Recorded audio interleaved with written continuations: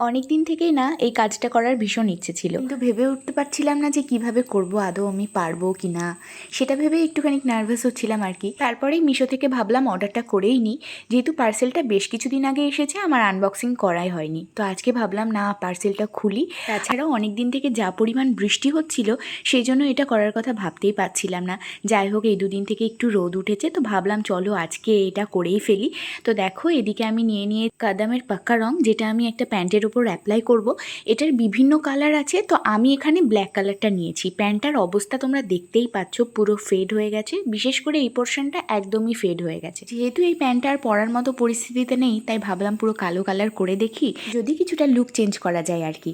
আর সেটার জন্যই আমি প্রথমে পুরোপুরি গরম জল করে নিয়েছি, আর তার মধ্যে 1 চামচ মতো লবণ দিয়েছি, আর তারপরেই এই ডাই কালারটা দিয়ে দিয়েছি। যেহেতু একটা প্যাকেটে হবে কি না একটু কনফিউশন ছিলাম, তার জন্য এখানে আমি 2টো প্যাকেট ইউজ করছি। 2টো কালো কালারের প্যাকেট আমি ইউজ করেছি, আর এই প্যান্টটা এটার মধ্যে দিয়ে দিয়েছি।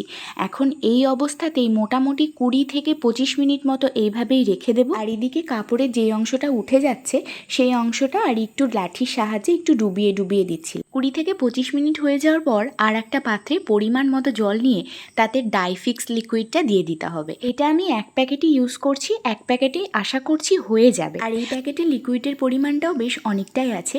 এটা তোমাকে কালারটা ফিক্সড রাখতে সাহায্য করবে। আর তারপরেই আমি এই জলটা একটু গুলিয়ে দিচ্ছি ভালো করে, যাতে জলের সঙ্গে লিকুইডটা ভালোভাবে মিক্সড হয়ে যায়। আর তারপরে প্যান্টটা তুলে ঠান্ডা জলে মিক্সড করব। ততক্ষণে দেখো কালারটা বেশ ভালোভাবে প্যান্টে সোক করে নিয়েছে। আর এদিকে আমি একটা ভুল করেছি, সেটা প্যান্টটা না আমি হাত দিয়েই তুলেছি। তাই আমি বলবো যে তোমরা হাত দিয়ে এই কালার যে কোনো কাপড়টা হাত দিয়ে একদম তুলবে না, তোমরা একটা কিছু ইউজ করবে। তার কারণ আমার কালো কালারটা না হাতে লেগে গেছিলো, যেটা আমার উঠতে চাইছিল না, খুব প্রবলেম হচ্ছিল। পরে আমি ভাবছিলাম যে এটা আমি ভুল করেছি, তাই তোমাদের সঙ্গে শেয়ার করে দিলাম। আর এরপর ডাইফিক্সের সঙ্গে আমরা আরও মোটামুটি 15 মিনিট থেকে 20 মিনিট মতো এইভাবেই রেখে দেবো। 15 থেকে 20 মিনিট হয়ে যাওয়ার পর তারপর আমি ওটাকে নিয়ে ছাদে চলে এসেছি। ছাদে এবার রোদে এইভাবেই আমি মেলে দেব।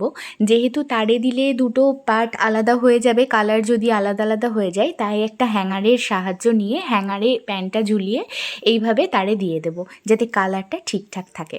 আর এদিকে প্যান্টটা যাতে কোনো রকমভাবেই পড়ে না যায়, সেই জন্য আমি 2 দিকে 2টো ক্লিপ লাগিয়ে দিচ্ছি।